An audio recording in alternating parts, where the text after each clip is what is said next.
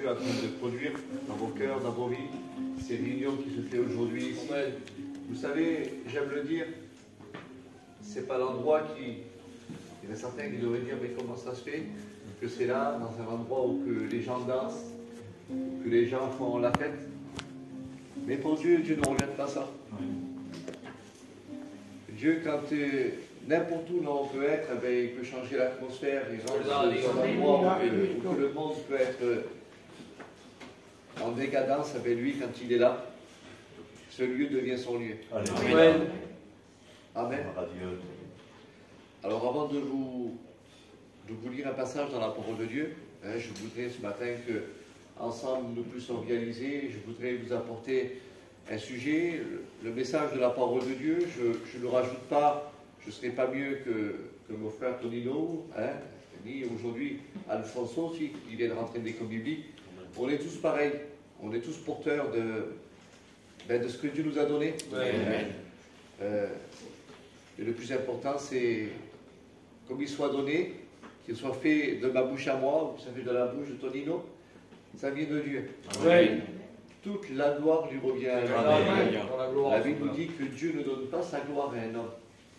Ça veut dire même parfois qu'on peut écouter, on peut avoir des personnes, des pasteurs, et qu'ils ont l'éloquence, ils ont c'est des orateurs, ils savent parler, mais la gloire ne revient pas à lui. La gloire revient à Jésus. Amen. Amen. Alors je voudrais que Tonino prie pour moi ce matin. Seigneur, nous te louons, Seigneur Jésus. Te dire merci. Merci pour ton messager que tu nous as envoyé, Seigneur. Amen. Combien je veux te prier, Seigneur, pour que tu puisses le bénir pour nous. Amen. Seigneur, que tu puisses nous parler au travers de lui. Donne-lui cette liberté, cette force, cette autorité qui vient de toi, Seigneur, de délivrer ce message que tu as déposé sur son cœur. Seigneur, utilise-le comme un outil entre tes mains. Seigneur, mon Dieu, merci d'avance pour ce que tu as choisi de faire ce matin. Seigneur, à toi soit la gloire. Merci pour tout, mon Sauveur. Amen. Amen. Amen. Amen. Je voudrais qu'on lise la parole de Dieu pour ceux qui ont la Bible. Et je voudrais qu'ensemble, nous puissions méditer ce message, cette parole que Dieu va dire. Et il le parle à l'Église. Il le parle pour chacun de nous. Alors c'est vrai, quand on va lire ce verset-là, il y en a certains qui ne vont peut-être pas comprendre, certains qui vont essayer de dire encore le combat, encore la difficulté, encore certaines choses. Parce que vous savez, je voudrais vous dire que la vie de Dieu, c'est une vie de combat. Amen. Et il n'y a pas de combat sans victoire. Amen. Amen. Amen. Alors je voudrais vous lire ce passage, ça se trouve dans Osée, au verset 2 et au verset 16. Écoutez ce que la Bible dit. C'est pourquoi, voici, je veux l'attirer et la conduire au désert, et je parlerai à son cœur. Je le relis pour bien vous faire comprendre. C'est pourquoi, voici, je veux l'attirer et la conduire au désert, et je parlerai à son cœur. Quand on lit ce récit-là, quand il dit voici, c'est pourquoi je veux l'attirer, il parle de l'Église, il parle de nous. Amen. Et ce qui m'a interpellé, moi, c'était le mot désert. Nous savons que souvent de fois, on écoute des cantiques sur le désert qu'on peut passer dans une vie. Dans le désert, j'ai été 5-6 fois en Israël et j'ai vu qu'est-ce que c'était un désert. Le désert, c'est un endroit où on ne voudrait pas y rester avec notre caravane. On ne voudrait surtout pas y rester la nuit. Le désert, c'est un endroit où que la journée, c'est une chaleur incroyable, et le soir, c'est un froid glacial. Alors on ne comprend pas, et on sait qu'une chose, c'est que dans le désert, il n'y a rien qui pousse. Il n'y a pas, c'est pas une terre qui va porter il n'y a rien dans le désert. On va dire souvent de fois, il y a des personnes que, pour être tranquille, ils disent cette parole. Je ne sais pas si vous le dites chez vous, mais nous, chez nous, souvent de fois, ils disent, je voudrais bien habiter dans la montagne. Comme ça, je ne vois personne. Et je voudrais vous dire que souvent de fois, il y a certaines gens qui n'iraient pas dans le désert. Ils préfèrent aller dans la montagne que dans le désert. Parce que dans le désert, il n'y a rien. Dans la montagne, il y a quand même la verdure, il y a quand même des choses à voir. Et là, à ce moment-là, le Seigneur, il est en train d'amener ce point-là qui m'a interpellé. C'est que lui, son rendez-vous à lui, là où il veut parler à notre cœur, c'est dans le désert. Seigneur. Alors c'est vrai que pour chacun de nous, le désert, on voit ça, c'est la difficulté. Le désert, c'est le combat. Le désert, c'est la maladie. Le désert, c'est de voir les choses pas comme on devrait les voir. Le désert nous amène souvent de fois à pouvoir vivre une vie chrétienne, mais avec des remords dans notre cœur, des choses qu'on n'arrive pas à accepter, des choses qu'on n'arrive pas à apprendre. Et le désert nous amène souvent de fois à des choix, à des compromis, où on se dit qu'est-ce qu'il faut qu'on fasse, parce qu'on ne veut pas rester dans un désert. Voilà. Chacun de vous, que vous êtes ici, on ne veut pas rester dans le désert. Nous, on veut la terre promise. Amen. Nous, on veut être bien dans la présence de Dieu. On veut recevoir du Seigneur. On ne veut pas de désert. Le désert, on veut le laisser à la réunion, nous. Mais dehors, on ne veut pas vivre dans le désert. Parce que la difficulté est trop grande, le combat est trop grand. Mais je ne pourrais pas dire autre chose de ce que la Bible dit. C'est vrai. C'est que je voudrais vous donner l'exemple dans la parole de Dieu, et tout ce que je vais vous dire, ça vient de la Bible. Ce n'est pas quelque chose que j'aurais inventé, ce n'est pas quelque chose que j'aurais dit de moi-même. Mais j'ai compris une chose, que souvent de fois, Dieu nous fait sortir d'un désert pour rentrer dans un autre désert. Et je vais vous prouver à travers la parole. Je vais vous parler du peuple en Israël. Vous le savez que le peuple en Israël, ils étaient en Égypte. Alors eux, ils connaissaient le désert. Mais ce qui m'a interpellé et qui m'a eu toujours cette réflexion-là dans mon esprit, c'est que quand ils étaient en esclavage, ils n'ont pas appris à adorer Dieu. Mais dans le désert, ils ont appris à adorer Dieu. Je le redis parce que c'est merveilleux. En esclavage, ils n'ont jamais appris à adorer Dieu.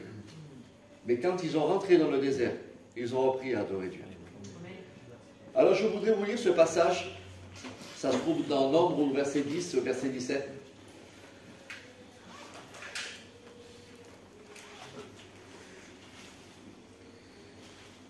Les enfants d'Israël partirent du désert de Sinaï selon l'ordre fixé pour leur marche, et la nuée s'arrêta dans le désert de Paran.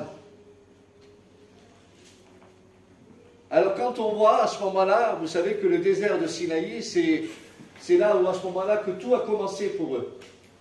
Ils ont sorti, ils ont suivi Moïse, ce libérateur. La Bible nous parle que quand ils ont arrivé, vous savez de comment ça s'est passé, parce que vous avez écouté des prédications, vous avez vu le film de Moïse, vous avez lu votre Bible. Et la Bible nous dit qu'ils arrivent dans ce désert au Sinaï, et quand ils arrivent dans ce désert, il y a la mer qui s'ouvre en deux. Il y a toutes des choses qui se passent pour eux. C'est le miracle. On voit un peuple qui est heureux, un peuple qui est là, et le seul désir à eux, c'est que dans leur tête, on leur avait dit qu'il y avait de la terre promise qui devait venir. Et à ce moment-là, le fait se change, c'est que on ne peut pas, nous, commander Dieu de nous amener à un endroit où on voudrait nous être. On ne peut pas forcer le Seigneur à nous, souvent de fois, parce que nous, on veut que la bénédiction. Nous, le combat, on ne le veut pas, la difficulté, on ne veut pas la maladie, on ne le veut pas chez nous. On ne veut pas tout ça. Et la Bible nous dit qu'à ce moment-là, eux, quand ils ont sorti de ce miracle, parce qu'ils ont vu que la mer s'est ouverte en deux, ils se sont dit, ça y est, si on traverse la mer, sûr et certain que pas loin, eh bien on va aller dans cette terre promise. Et la Bible nous dit que là, à ce moment-là, la mer s'ouvre en deux, la nuée se présente, qui représente la Shekinah, la présence de Dieu, et ils ont amené le désert dans un désert de Paran. Ça veut dire qu'ils ont sorti d'un désert pour rentrer dans un autre désert. Et je voudrais vous dire que le peuple a commencé à murmurer contre Dieu.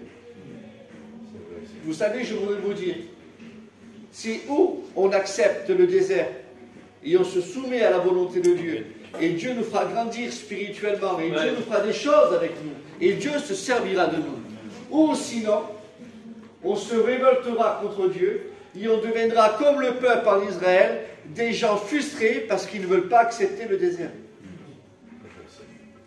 Et la Bible nous dit qu'à ce moment-là, ce qui s'est passé, c'est que le peuple, il croyait que ça allait se faire. Ils ne croyaient pas, ils ont été déçus. Vous savez, quand on est déçu dans la vie, eh bien, je voudrais vous dire qu'il peut venir n'importe qui. On est déçu, on est déçu. Ça vous est pas arrivé que souvent de fois on est déçu par des personnes, on est déçu par la famille, on est déçu. Et la déception nous amène souvent de fois où on croit en plus personne, on n'espère plus. Et le peuple vivait dans ce truc-là dans leur cœur. Parce que eux, pour eux, ils n'auraient pas voulu rentrer dans ce désert de Paran. Et dans le désert de Paran, Dieu voulait leur parler. Dieu voulait agir en eux. Dieu voulait faire d'eux quelque chose d'incroyable. Et la Bible nous dit qu'ils commençaient à pouvoir parler sur Dieu, à insulter, dire des paroles. Ça vous dit rien que souvent de fois, il y a ce comportement que quand les choses ne vont pas, quand les choses, on arrive parce qu'on subit des choses qu'on n'aurait pas dû subir, et on lève le poing contre Dieu, on se dit, mais où tu es, Seigneur? Regarde la difficulté que je suis en train de passer, regarde le combat que je suis en train de vivre. Et pourquoi, Seigneur, je dois passer ce désert-là? Pourtant, je suis à l'église, je suis ton diacre, je chante des cantiques, je suis dans la chorale. Et on vit ces moments-là. Et vous savez ce qui se passe, c'est qu'aujourd'hui, nous, il y a des gens qui ne veulent pas passer dans le désert, ils ne veulent pas se soumettre à la volonté de Dieu. Et savez-vous qu'est-ce qui se passe aujourd'hui? Qu'est-ce que le peuple fait? Ce que nous, les pasteurs, on essaye de faire. Peut-être pas moi, ni les autres frères, et je ne juge pas dans ce que je vais dire. Mais aujourd'hui, on a changé votre désert en faisant des séminaires. On a changé votre désert en faisant des moments. On a changé vos déserts en loisirs. Parce qu'on essaye, nous, on essaye de vous faire montrer. Et malheureusement, c'est peut-être pas notre part à nous les pasteurs, de pouvoir essayer d'essayer d'améliorer votre vie, ou d'essayer de mettre un petit peu d'adoucir les angles de votre vie. On ne peut pas faire ça. Mais on a mis les séminaires, toutes ces choses-là, on amène les pasteurs qui ont des messages incroyables. Parce qu'on ne veut pas, et on croit, nous, que c'est comme ça. Écoutez, je voudrais te dire ce matin, c'est fort dans mon cœur. Accepte le désert, parce que Dieu veut te parler. Amen. Accepte le désert que tu es en train de vivre, la difficulté que tu es en train de passer. Dieu veut parler à ton cœur. Et quand Dieu veut parler à un cœur, même que si la situation ne change pas, laisse-lui te parler. Laisse-lui faire les choses. Et la Bible nous parle qu'à ce moment-là, quand ils ont commencé à critiquer Dieu, à parler de Dieu, ils avaient toujours la mentalité, écoutez-moi ce que je voudrais vous dire. Ils avaient toujours la mentalité de l'Égypte.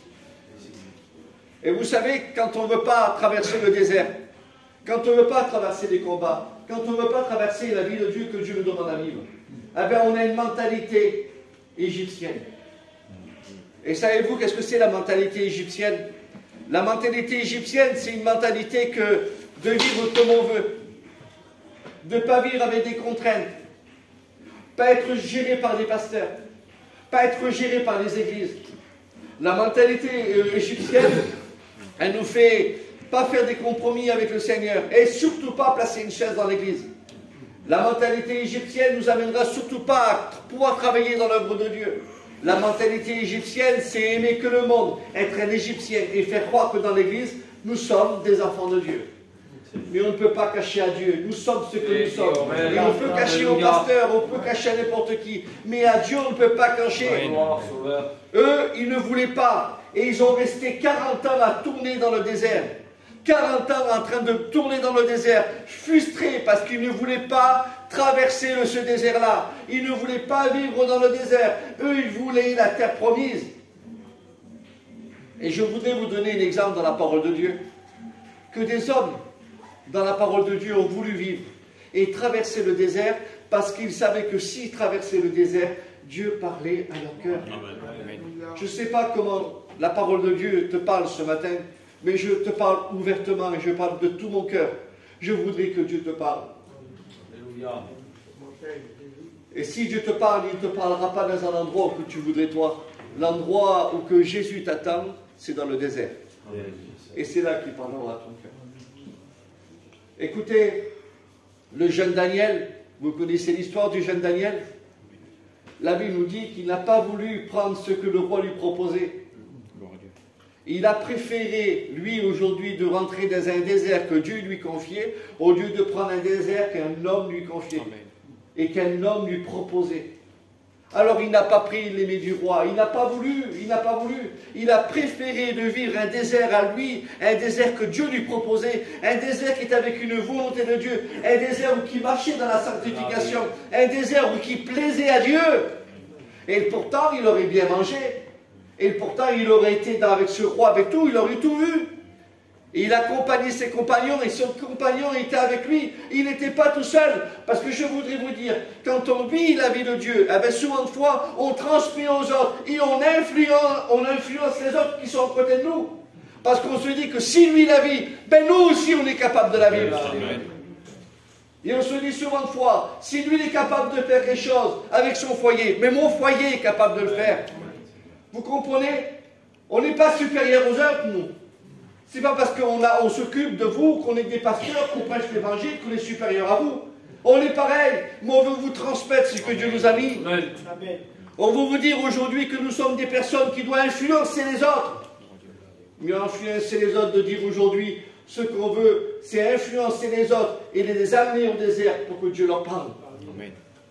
Alors la Bible nous dit que ce jeune Daniel, avec ses compagnons, ils ont préféré de pouvoir renoncer à tout et de vivre dans ce désert que Dieu leur proposait. Ah, c'était dur, hein?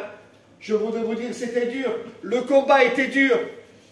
Mais la Bible nous dit que tellement qu'ils vivaient dans ce désert, ils n'avaient pas les traits de la souffrance. La Bible nous dit que le visage de Daniel et ses compagnons, ils étaient resplendissants. Attention, hein? Pourquoi je dis ça?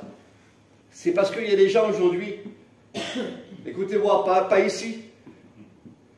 Il y a des gens aujourd'hui que, tellement que le désert que tu es en train de vivre, tu es en train de passer, tu n'as plus de visage.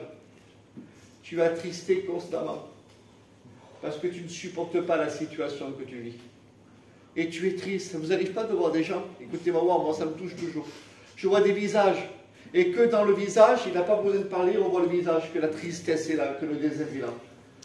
Un visage parle. Un visage sans mots. Sans rien de tout, ça parle.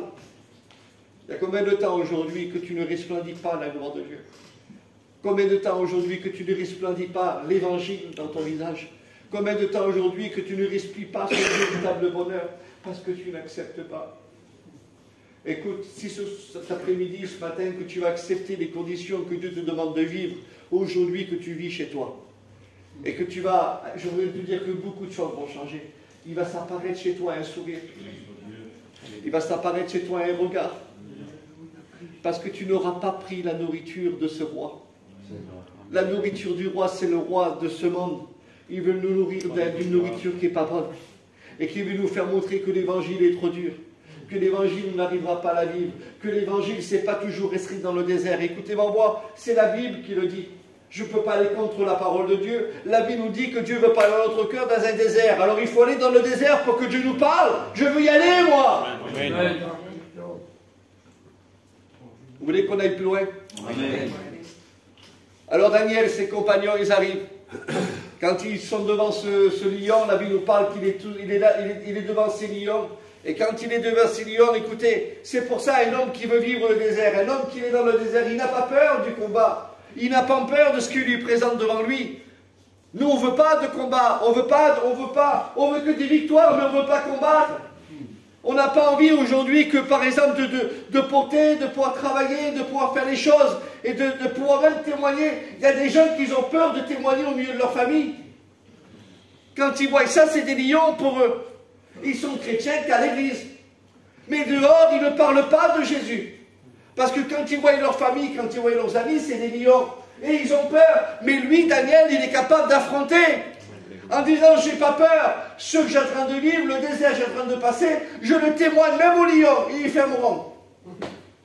Et la Bible nous dit que les lions, ils n'ont pas ouvert leur bouche. Ils n'ont rien dit. Je veux te dire aujourd'hui, tu as importance de Dieu.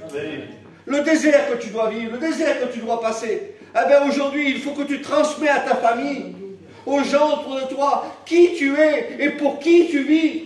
Amen. Et le Dieu que tu sers, il ne sait pas n'importe qui. C'est celui qui t'a créé, celui qui vit en toi, celui que quand tu pries, il t'écoute, celui qui te dit que dans le désert, il est avec toi. Je ne sais pas comment tu dois réaliser ça. La Bible nous dit que même ses compagnons se sont retrouvés dans une fournaise où la température, elle était plus grande que la chaleur du désert. Mais ils étaient tellement habitués, et ils voulaient s'habituer à cette vie que Dieu leur demandait de vivre. La Bible nous dit que quand le roi les a vus rentrer dans cette fournaise, vous connaissez l'histoire, quand il les a vus rentrer dans cette fournaise, je voudrais vous dire qu'ils ont vu un quatrième homme. Ça veut dire que dans le chaleur, dans le combat que tu vivras, il sera toujours là. Amen. Il sera toujours là. Gloire à Dieu. Il sera toujours là, il ne te laissera jamais. Il n'a pas laissé ces hommes à pouvoir brûler, à pouvoir consumer. Il ne les a pas laissés. Je voudrais te dire ces paroles. C'est que Daniel et ses compagnons, pour moi, deviennent des hommes, je vous le dis, qui sont prêts et ils sont préparés pour parcourir le désert. Ils se sont armés.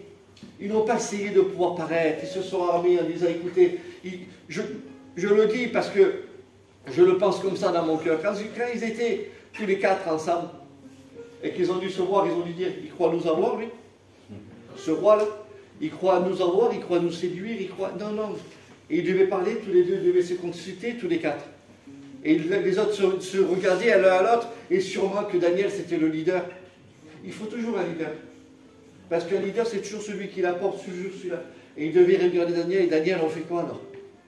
Et la seule parole qu'il a dû dire Daniel, c'est qu'il ne faisait pas, il ne prenait pas les décisions sans consulter son roi. Amen.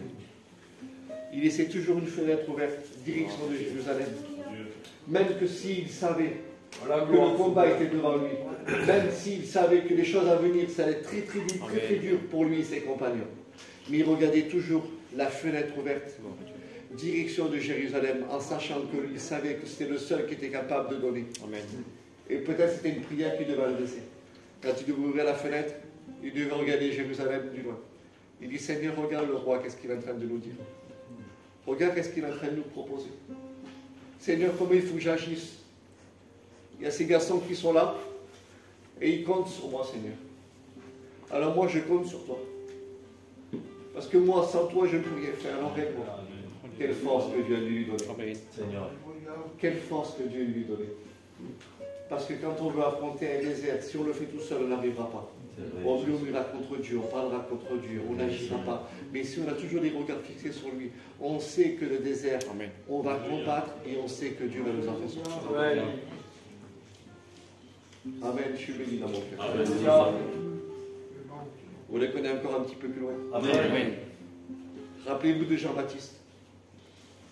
Il a tout abandonné. Son père, c'était pas n'importe qui à Jean-Baptiste, c'était Zacharie. La Bible nous parle que Zacharie il était avec des hommes dans la synagogue à Jérusalem. Il avait dû prendre la place de son père. C'était son rôle à Jean-Baptiste.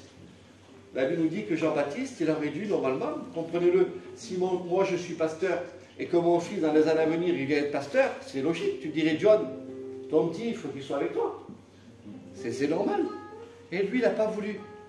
Il n'a pas voulu rentrer dans une église. Il n'a pas voulu vivre, parce qu'il savait qu'à l'époque, les gens vivaient dans une vie religieuse. Et il n'a pas voulu, Jean-Baptiste. Alors je ne vous dis pas, quand on voit votre fils, qui sait qu'il vit la vie de Dieu, mais qui ne veut pas être dans votre église, ça doit être dur pour un papa. Mais jamais une fois, dans la Bible, il est mentionné que le père de Jean-Baptiste allait lui reprocher quelque chose, qu'il lui avait dit quelque chose. La seule chose que vous savez, c'est qu'il était la voix qui criait dans le désert. Amen. Alléluia. Ça te dit rien? Que tu es une voix qui crie dans le désert. Écoutez, il y a des gens qui n'écoutent plus la voix dans le désert. Il y a des gens qui ne veulent plus l'écouter, la voix qui crie dans le désert. Et Jean-Baptiste se retrouve avec un vêtement, c'est sûr. Hein. Il n'avait pas la veste que j'ai sur moi, il n'avait ni la chemise. Il n'avait pas tout ça, lui. Il était habillé avec une ceinture. Son vêtement, c'était du poil de chameau. Et sa nourriture, c'était des sauterelles et du miel. Ah, c'était pas des beefsteaks. Hein. C'était ni un Big Mac. Et il était la voix qui criait dans le désert. Et sûrement que les gens, quand ils étaient dans leur village, où les femmes étaient en train de faire le nettoyage, qui nettoyaient, ils écoutaient le son qui résonnait du désert. Repentez-vous! Seigneur. Repentez-vous, car il vous vient! Repentez-vous, parce qu'il est celui qui donne la vie! Alléluia. Réalise un petit peu que tu peux devenir cette voix, toi. Parce que tu acceptes le désert. Tu peux devenir cette voix là aujourd'hui, là où tu es, là où tu te peux populer. Là où tu peux être, tu peux devenir cette voix. Cette voix qui retentit dans le désert. La Bible nous dit que les sacrificateurs, les pharisiens de l'époque, les scribes, quand ils écoutaient cette voix qui résonnait dans le désert, et les gens qui étaient là, les petites femmes qui devaient faire leurs affaires, qui devaient travailler dans le champ, et qu'ils écoutaient cette voix qui criait dans le désert, mais réalisez un petit peu, qu'est-ce qu'il a préféré vivre dans le désert pour pouvoir plaire à Dieu? Il était celui qui avait aplani le chemin du Seigneur. Mais il n'a pas aplani le chemin du Seigneur dans un village. Il n'a pas aplani le chemin du Seigneur dans un endroit magnifique. Il a aplani le chemin du Seigneur dans le désert. Et quand il a aplani le chemin du Seigneur dans le désert, tous ces hommes de loi, tous ces hommes de religieux venaient pour passer une heure dans sa présence. Ça te dit rien aujourd'hui? Que tu peux être un moyen aujourd'hui, là où tu te trouves ici à Nice, dans un endroit, un pays qui est agité, un endroit où que le monde s'agite autour de nous. Tu peux être aujourd'hui un moyen où que tu peux être une personne que les gens veulent passer une heure avec toi. Une heure. Et toi aujourd'hui, tu vas plus donner une heure à Dieu. Tu veux le donner ici, là, dans la réunion, le temps. Mais tu ne veux plus le donner. La Bible nous dit qu'il était la voix qui criait dans le désert et les gens, quand ils écoutaient, prêchaient. Attention, hein. Il avait un message, je vous certifie qu'on est trop gentil. Lui, il avait un message qui était vraiment fort, fort. Il voyait les hommes de loi et leur disait, race de vipères. Écoutez-moi voir, je ne sais pas. J'ai traversé le désert et tu me dis que je suis une vipère. Je ne sais pas, regardez un petit peu. Surtout nous, chez nous, je vous certifie que nous, certains gitans n'auraient pas été chez Jean-Baptiste. Hein. Parce qu'ils n'auraient pas supporté comme ils nous parlent. Et ils nous menacent alors. Savez-vous qu'est-ce que c'est la perpétuité de la vipère? C'est qu'elle elle se change de peau. Mais elle ne change pas son caractère. C'est pour ça qu'il disait ça. Vous avez l'apparence, vous changez, vous faites beau, vous avez de beaux vêtements. Mais l'intérieur ne change pas. C'est pour ça qu'il était capable de dire, Jean-Baptiste, vous êtes des vipères. Vous n'avez que l'apparence, vous ne changez pas. Il dit, faites comme moi, rentrez dans le désert. Soyez la voix qui dans le désert. Regardez l'exemple qui est merveilleux. Jésus n'est pas venu quand il a parcouru les villes et les villages. Savez-vous la direction qu'il a prise? Le désert. Quand il a vu, regardez un petit peu, Jean-Baptiste. Jean-Baptiste qui voit le Fils de Dieu venir le voir dans le désert. Eh oui, comprenez-le. Je crie dans le désert, je travaille pour le Maître. C'est obligé que le Seigneur vienne à ma rencontre. Parce que Dieu voulait parler à son cœur. Il voulait être encouragé, comprenez-le. On est capable, nous, de travailler pour le Seigneur et de dire, Seigneur, d'accord, j'accepte le désert. Mais s'il n'y a pas de résultat, s'il n'y a pas des choses que Dieu est avec nous, je veux des choses, mais il n'a rien dit, lui, mais il savait. Il savait que le rendez-vous, c'était là. C'était pas dans le village que Jésus allait le voir. Parce que c'était cet endroit-là. Et il voulait rester biblique. Il voulait rester dans le verset de Osée que je vous ai dit là. Il savait que tôt ou tard, c'est là que Dieu allait parler à son cœur. Et oui, quand Jésus est venu. Même les disciples, quand ils ont vu Jésus, ils ne savaient plus qui suivre. Seulement qu'en le voyant. Ils devaient regarder Jean-Baptiste et quand ils ont vu Jésus, ils ont dû faire comme ça. Qu'est-ce qu'on fait? Lui, il apporte la vie aussi. Et qui c'est lui? C'est quoi qui dégage aussi fort quand il vient vers Jean-Baptiste? Et la Bible nous dit que quand il arrivait vers Jean-Baptiste, comme son lieu devient le désert, il devient le maître du lieu. Et il commence à dire, voici. Alléluia. Devant tout le monde. Il n'essaie pas de faire, mais il fait montrer en disant, écoutez, ici c'est chez moi. Il n'y a pas beaucoup qui habitent comme j'habite. Il n'y a pas beaucoup qui restent le soir en train de dormir et qu'il y a des scorpions qui veulent me faire du mal, des petites bêtes qui veulent me piquer. Il n'y a pas beaucoup qui vont manger des sauterelles. Il n'y a pas beaucoup qui vont essayer d'aller dans les ruches pour aller prendre du miel. Personne ne le fera. Mais moi, je l'ai fait. Alors je peux dire, voici l'agneau de Dieu qui ôte tous les péchés. Amen. Et quand Jésus le voit, comprenez-le, quand Jésus le voit. Parce que quelqu'un qui accepte le désert, quelqu'un qui veut vivre dans le désert, quelqu'un qui est capable de dire, Seigneur, la situation me coûte. C'est Dieu que je suis en train de vivre. Au milieu de mes enfants, au milieu de mon compagnon, au milieu de ma famille. Aujourd'hui, on ne se parle plus, c'est le chaos total. C'est dur, Seigneur! Mais la Bible nous dit qu'à ce moment-là, qu'est-ce que Jésus fait? Il lui dit, il faut que... Jean-Baptiste, il dit, il faut que je diminue, Seigneur. Il faut que je diminue en toi. Amen. Il faut que toi, tu croisses. Il avait compris que même quand il était dans un désert, il ne voulait pas être un orgueilleux. Vous voyez pas? Il avait compris que même s'il était dans le désert, il ne voulait pas faire montrer. T'as vu, moi, qu'est-ce que je passe en ce moment? T'as vu la maladie? T'as vu le combat que je suis en train de vivre? T'as vu la difficulté que j'ai en train de passer? Il ne voulait pas se glorifier, Jean-Baptiste. Ne te glorifie pas de ce que tu es en train de vivre, mais assume parce que Dieu est avec toi. Amen. Et la Bible nous dit qu'à ce moment-là, il va dire à Jésus, il va dire, écoute Jésus, il faut que je diminue. Même si le problème, la difficulté me fait encore plus diminuer. Mais encore je vais diminuer, Seigneur. Parce que devant toi, devant ta sainteté, devant ta royauté, Seigneur, je peux te garder. Alors il faut que je diminue pour que toi tu crois, Seigneur. Grandis, Seigneur. Écoutez, il faut que Jésus grandisse dans nos cœurs. Amen. Il faut qu'on voit que Jésus. Il faut que dans ta bouche, il n'y a que Jésus. Dans ton regard, il n'y a que Jésus. Que ça. Écoutez, ce n'est pas que le dimanche qu'on a que Jésus, c'est tous les jours qu'on doit l'avoir. Tous les jours, on doit l'apporter. Tous les jours, on doit vivre avec lui. Alors Jean-Baptiste, comment il est heureux de dire cette parole devant le Maître. Et Jésus lui dit, écoute, fais ce que tu dois faire. Pas possible. Réalise un petit peu, je ne sais pas. Qu'est-ce qu'il devait faire? Il devait baptiser Jésus. Mais quel honneur. Amen. Je ne sais pas, mais réalise un petit peu. À cause que tu passes dans le désert, à cause que tu passes dans la difficulté, avec tu es celui qui prend le maître. Tes mains comme ça. Tu le prends. Je ne sais pas, réalise un petit peu. Il avait eu l'honneur de pouvoir baptiser Jésus. Je ne sais pas comment réaliser. Comment les disciples, ils auraient voulu à l'époque de pouvoir baptiser Jésus. Mais là, c'est lui. Écoutez, je voulais vous dire cette parole qui est forte dans mon cœur. Quand on accepte le désert, on est capable de faire des choses extraordinaires parce que le Seigneur est dans notre main. Parce que Dieu est avec nous. Et on est capable de faire des choses incroyables. Parce que Dieu est avec nous. Je ne sais pas, réalise un petit peu. Alors le miracle se fait. Il est là, lui. Il veut pas, Jean-Baptiste, comprends-le. Il ne comprend pas parce que lui, c'est le roi des rois qui vient à lui. C'est lui qui ôte le péché du monde. Il dit, Seigneur, je ne suis pas digne d'enlever les sandales. Je ne suis pas digne, Seigneur. Je ne peux pas.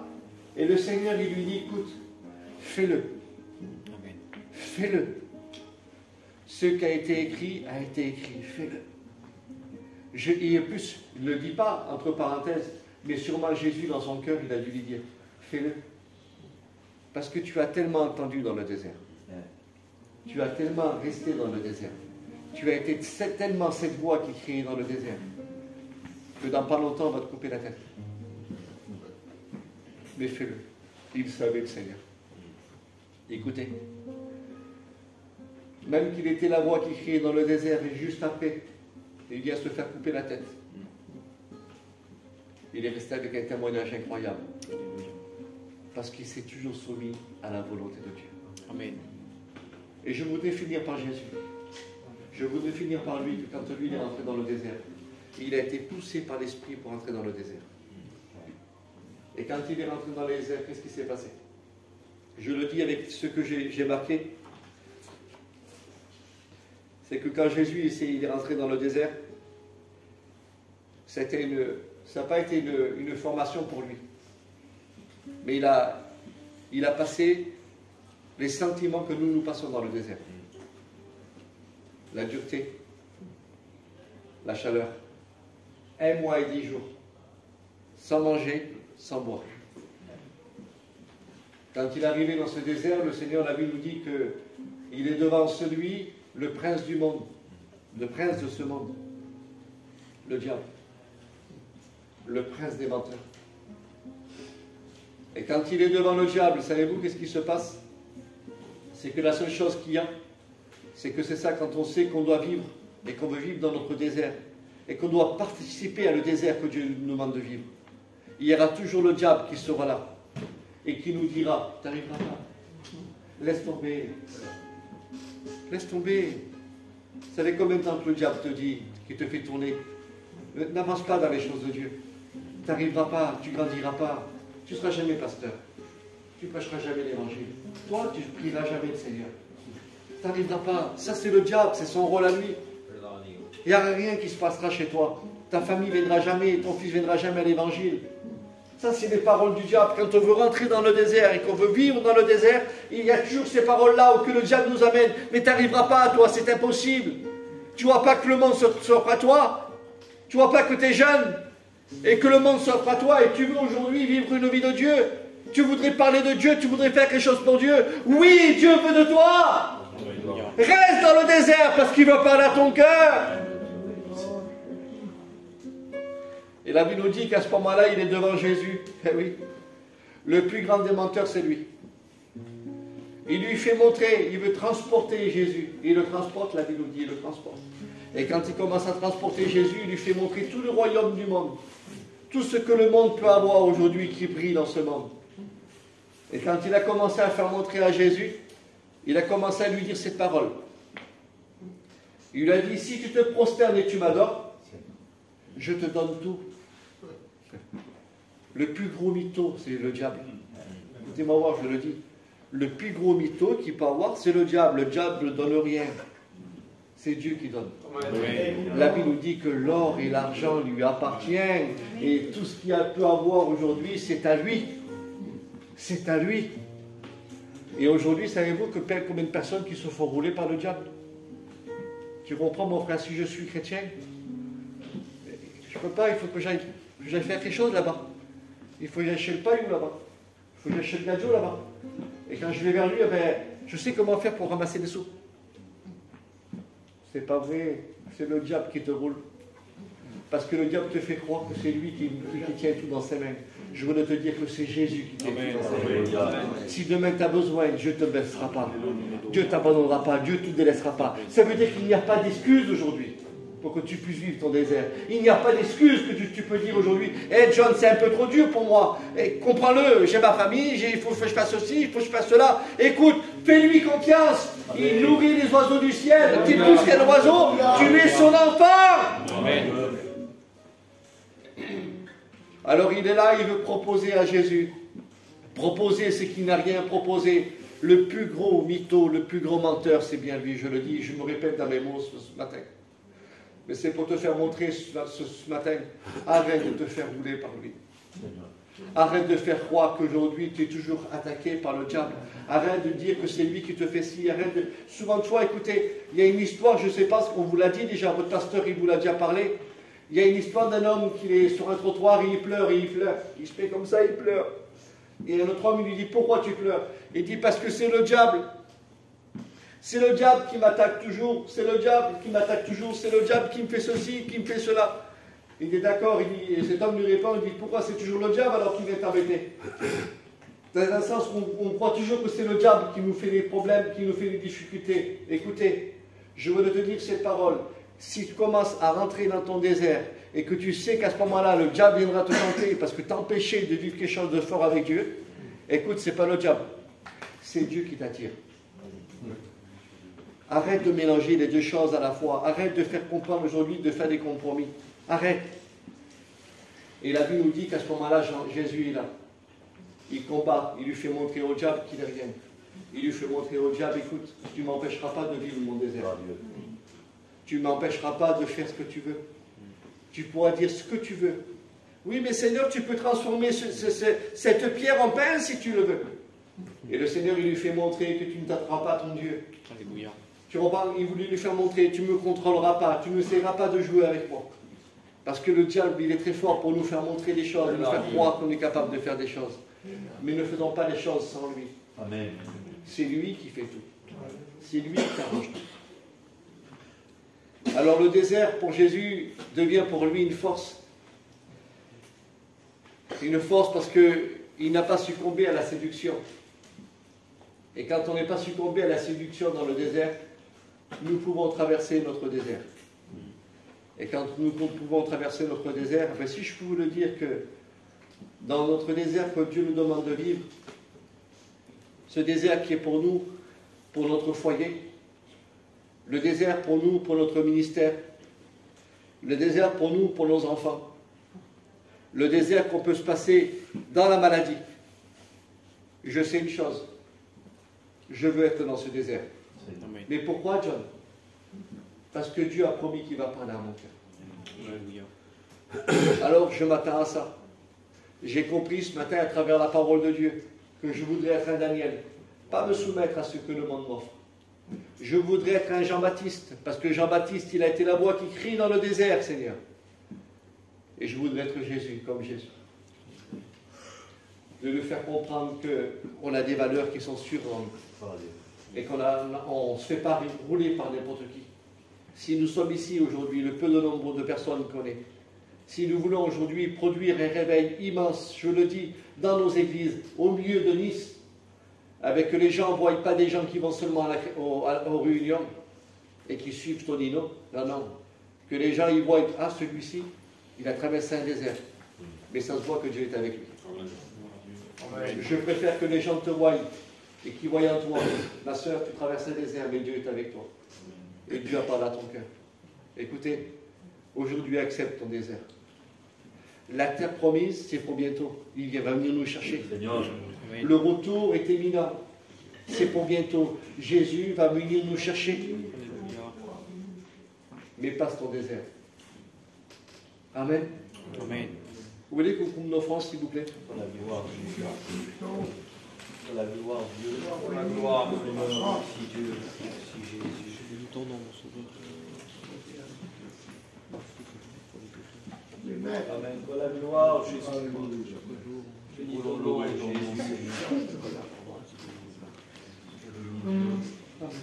Pour la gloire, Jésus. Merci, merci pour sauveur.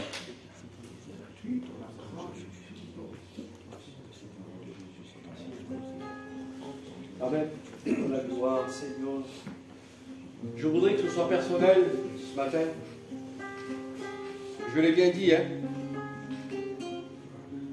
On a l'habitude de pouvoir faire lever, vous faire assir, mais ce n'est pas du tout le message que Dieu m'a demandé de vous faire ce matin.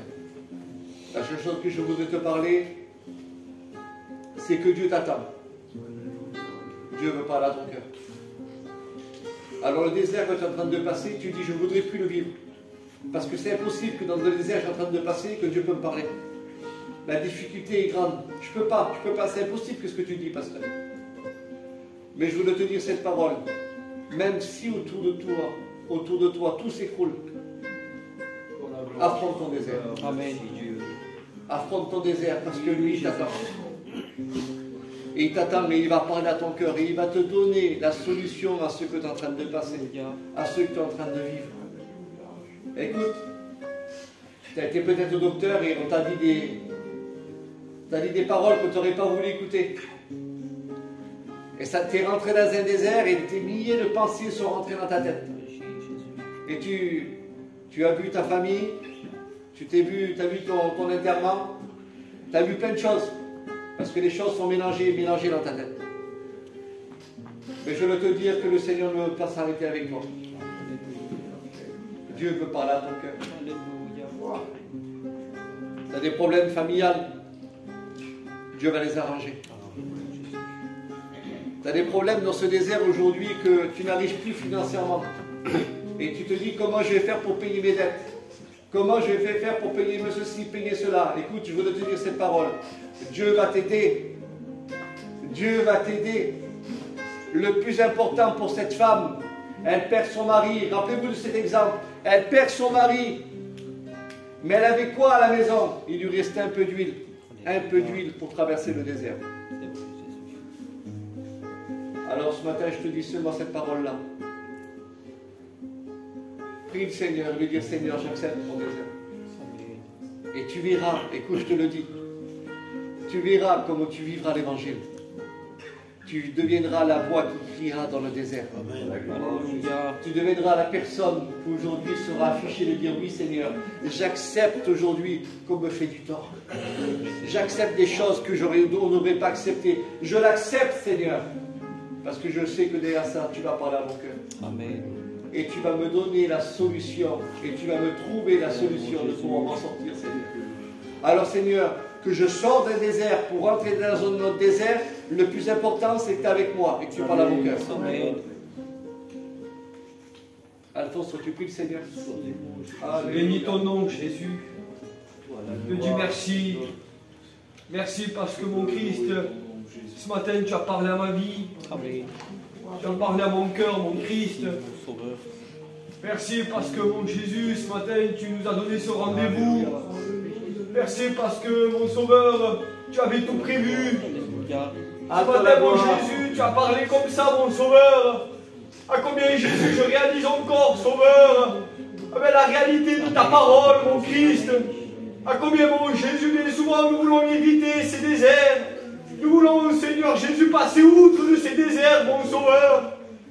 Mais ce matin, mon Jésus, ce matin, je réalise dans mon cœur, Jésus, à combien il est meilleur de passer par le désert, mais être dans ta présence, oh Dieu. Alléluia. D'être, mon Christ, à l'écoute de ta parole, mon Jésus. Bénis-moi, papa, ce matin, Jésus. Je réalise encore ces hommes, Daniel, mon Sauveur. À combien, mon Jésus, cette angoisse dans son cœur, cette crainte de Jésus qu'il devait avoir. C'est ce que nous vivons aussi, mon Jésus. Mais ce matin, nous voulons avoir les yeux fixés vers la croix. Les yeux fixés dans ton amour, mon Jésus. Peu importe le problème, mon Sauveur. Peu importe les circonstances de notre vie, mon Jésus. Ce matin, nous savons qui nous avons cru. Alléluia. Nous savons, Jésus, à combien tu as la capacité d'agir. Oui, parce que tu es présent dans nos cœurs. Tu es présent dans nos vies, mon Jésus. Ta parole nous dit que tu ne nous lâcheras pas, mon Sauveur. Alors ce matin, Jésus, dans notre désert, dans nos difficultés, mon Christ, eh bien, nous voulons compter sur toi. Accepter, Jésus, finalement, ce désert. Alléluia. Accepter, Sauveur. Et pas parce que nous sommes seuls. Accepter parce que tu es avec nous. Amen. Merci encore, Jésus, pour le fruit de ta parole. Jésus, pour ma part, Sauveur, j'ai besoin de toi. Besoin d'être cette voix, Jésus. Besoin, Sauveur, tout simplement, Jésus, de m'appuyer sur toi. Alléluia, alléluia. Parce que je réalise encore plus fort dans mon cœur ce matin, Jésus. Avec que sans toi, nous sommes rien, Sauveur. Merci pour ta grâce ce matin, Jésus. Alléluia. Ce matin, je réalise dans mon cœur, Jésus, cette grâce que tu me fais. Bénis ton auditoire ce matin, Jésus. À toi la gloire, Jésus, à toi la gloire. Tu connais les prières cachées ce matin, Sauveur. Tu sais toutes choses, Jésus. Tu ne parles pas en vain, Sauveur. Jésus. Rends-nous, Seigneur, comme toi. Toi la gloire, Parle à nos Jésus. vies, parle à nos cœurs, Seigneur. On a besoin de toi, Seigneur. Mon Sauveur. Prions le Seigneur sur la terre. Merci, mon Jésus. Mon âme te dit merci ce matin. Pour la parole de Dieu, combien elle fait du bien. Amen. Tu te manifestes davantage. Merci pour ton serviteur, à combien tu l'as béni. C'est dire. Alléluia. Parce que tu es roi ce matin. Tu es maître, tu le pardonnes. Bénis celui qui a besoin de toi. Amen. Parce que tu es roi, tu es maître. Prends toute la place. Manifeste-toi, mon roi, cette fois. Oui, Jésus. Que la gloire te revienne. Oui, Seigneur. Bénis celui qui a besoin de toi. Tu bénis, mon Jésus. Toi, tu connais le cœur, la C'est vie. vrai, Sauveur, tu connais tout. Et Seigneur, moi je me présente tel que je suis. Merci pour la grâce que tu me donnes de pouvoir recevoir Dieu dans mon cœur. Tu te manifestes dans les vies. Merci pour ta présence, parce que tu es parmi nous. Amen. Merci, Père. Jésus. Tu es maître. Dans le nom puissant de Jésus. Sois béni, mon sauveur. Merci, mon Jésus. Sois la gloire, Seigneur. Tu es l'Adonai de notre Merci, Jésus. Tu es le Messie, Père. Tu es roi. Sois la gloire, Dans le Jésus. nom puissant de Je Jésus. demande Prions le Seigneur. pas la hauteur. ce matin. Seigneur, je bénis ton nom dans cette matinée. Je te rends grâce et je te dis merci pour ta parole, mon Sauveur. Merci, mon Dieu. Car je reconnais parfois dans les déserts, je suis limité, mon Sauveur Jésus. Mais à combien nous avons eu des victoires dans les déserts par lesquels nous sommes passés dans mon foyer. Mais merci pour les victoires que tu nous as accordées. Mais Seigneur mon Dieu, je sais qu'il y aura d'autres déserts que j'affronterai chaque jour. Mais Seigneur, je veux te placer devant, afin de pouvoir mener le bon combat et attendre ta voix, Seigneur mon Dieu, avec patience. Et me soumettre à ta parole, me soumettre à ta volonté, mon Sauveur Jésus. Pardonne-moi pour les fois où je ne suis pas à la hauteur, mon Sauveur Dieu. Mais Seigneur, je sais que les déserts, nous les gagnerons. Car Seigneur Jésus, c'est toi qui es victorieux. Tu as triomphé au bois de cette croix. Et nous avons la victoire en ton nom, mon Sauveur Dieu. Alors oui, je veux crier dans le désert, Seigneur mon Dieu.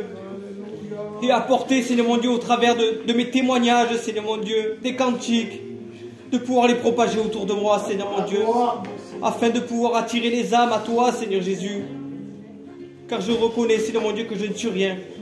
Mais par tes forces, par ta capacité, Seigneur mon Dieu, tu nous utilises à chacun de nous. Je te rends grâce et je te dis merci pour ton serviteur.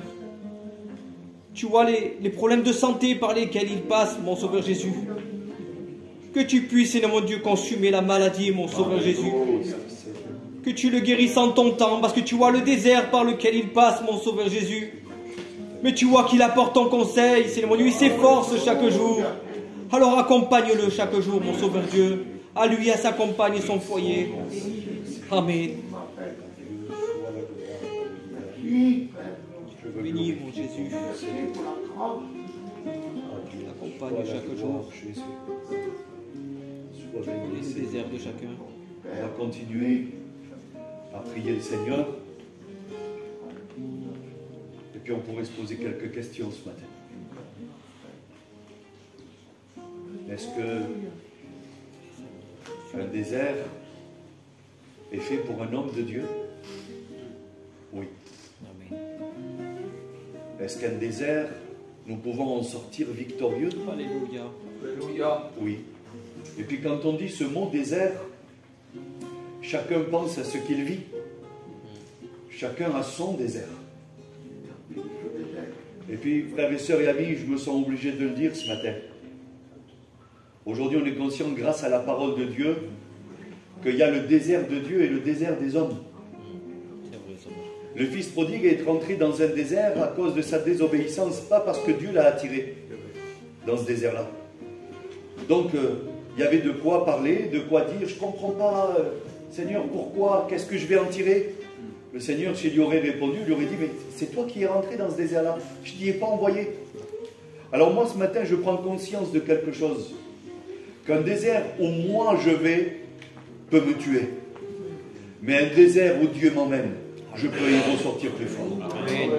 Il y a plusieurs textes dans la Bible qui disent que l'Éternel va laisser ses brebis dans le désert pour aller s'occuper ou chercher les autres. Un désert avec Dieu, on ne craint rien. Amen.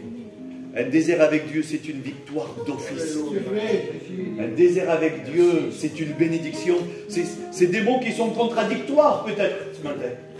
Désert et bénédiction, on pourrait se dire, mais c'est incompatible, ça y va pas. Mais oui, Dieu change les situations. Amen. Un désert avec Dieu, c'est une bénédiction. Alors oui, la première des questions est celle-ci à se poser, et puis on va se placer devant la Sainte Seine. Mais la question par rapport au message que Dieu nous a envoyé ce matin est celle-ci. Seigneur, le désert que je traverse, est-ce que c'est toi qui m'as envoyé ou c'est moi qui y suis rentré? Commencez par analyser la situation. Commençons par analyser la situation. Et Seigneur, si c'est moi qui suis rentré, je veux y sortir vite. Parce que ça va être un piège pour moi, ça va être une catastrophe.